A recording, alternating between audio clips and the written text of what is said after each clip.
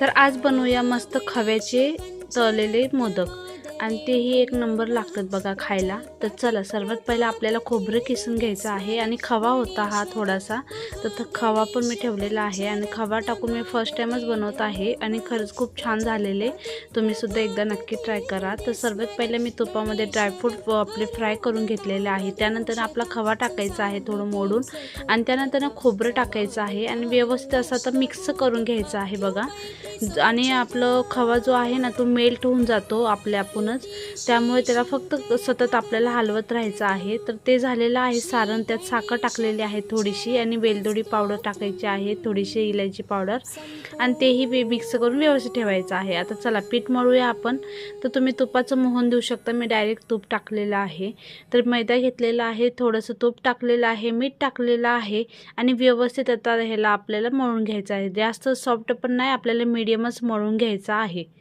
त्या म्हणून मस्त कडक पण आणि छान होतात खुसखुशीत। तर आता पटकन अशी मी आता लाटून घेत आहे।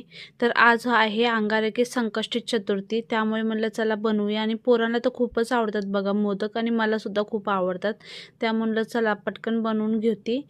आणि आज मी गेलती पण दगडूशेठला, तो ब्लॉगसुद्धा मी तुमच्यासोबत शेअर केलेलाच होता बघा। तर आल्यानंतर आज ह्यांचा पण उपवास होता, त्यामुळे म्हटलं चला ह्यांना पण बनवून देऊ आज मोदक, म्हणून मी आज लवकर केलेले आहेत, देवालासुद्धा दाखवलेले मी। तर आता म्हटलं ह्यांचा उपवास सोडताना ह्यांना पण नको आहे का, म्हणून बनवून दिलेत बघा ह्यांना पण पटकन असे। तर आता बघू शकता मी मस्त असे सर्व लाट्या करून घेतलेल्या, पुऱ्या करून घेतल्या, म्हणजे पटकन होतं बघा बनवायला, इझी जातं खूप। तर आता लगेच तेलामध्ये तळायला घेत आहे। पुऱ्या जास्त जाड पण ठेवायचं नाही, नाहीतर खूप पीठ लागतं बघा। तर पीठ आपलं थोडंसं सारण जास्त भरून मस्त करायचे, छान लागतात खायलासुद्धा आणि मीडियम गॅसवर आपल्याला तळायचे आहेत बघा, नाहीतर मग आतून कच्चेच राहतात। तर आजची रेसिपी कशी वाटली तुम्हाला मोदकची नक्की सांगा। आवडली असेल तर लाईक करायला विसरू नका। बाय।